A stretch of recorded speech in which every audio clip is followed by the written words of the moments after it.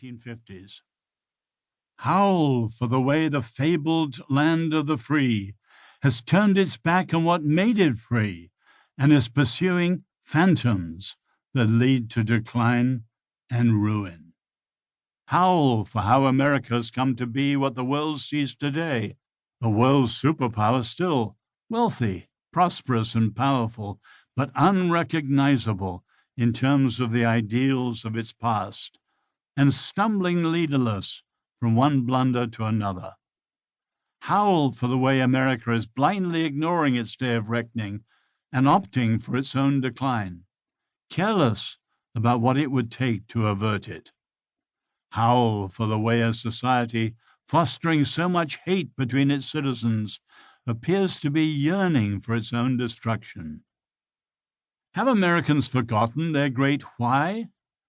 The 1,001 ways their ancestors were not free elsewhere, and the distinctive way that they were to live as a free people in the land of the free, with an ordered freedom born of freely chosen consent, a mutually binding pledge, and a reciprocal responsibility of all for all. Not simply a democracy, but a covenantal constitutional republic that would witness to the world a better way of demonstrating human dignity, justice, freedom, and peace. Have Americans failed to realize that in choosing to be one nation under God, they chose to be always accountable and always under the judgment of heaven for their deeds? Is America's stunning incomprehension about the present crisis the result of a blindness that is spiritual as well as intellectual? America today makes no pretense of standing for the great experiment in freedom of its first president, or the ordered freedom of the republic of its forebears and founders. America can no longer be called a shining city on a hill, an asylum for humanity, an almost chosen people, the last best hope of earth, or an empire of liberty, let alone a people living under God and standing before the bar of history. Most Americans show little evidence that they understand freedom and the commitments that freedom requires of them. America now stands uncertainly, stunned and bemused through its ignorance of its enemies without and its enemies within. America's conscience is battered.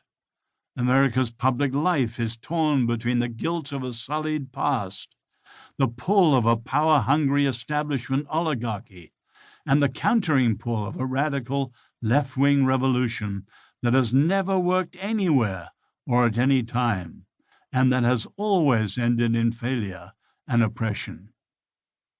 America, after 2.5 centuries, has grown into a wealthy, elitist, technocratic, bureaucratic, and corporatist world power that alternately suppresses and squanders freedom with a prodigal carelessness that defies all reason.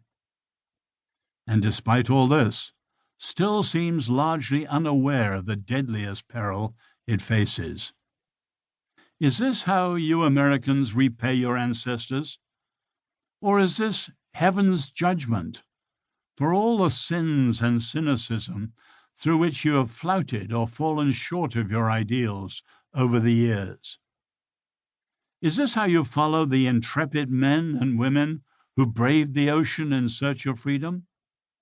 The patriots who staked their lives and fortunes on independence? The far-sighted band of leaders and thinkers who devised the ingenious ordering of constitutional freedom? The champions of justice and civil rights who addressed the monumental evils and hypocrisies of slavery that contradicted your ideals and hideously scarred your land? The generations who gave their lives for the freedom of others around the world and those they loved at home? The numberless unknown citizens who lived with dignity and decency and made it possible for you to live comfortably as Americans live today? Is this how you enjoy the heritage of those who have gone before you? Is this the legacy?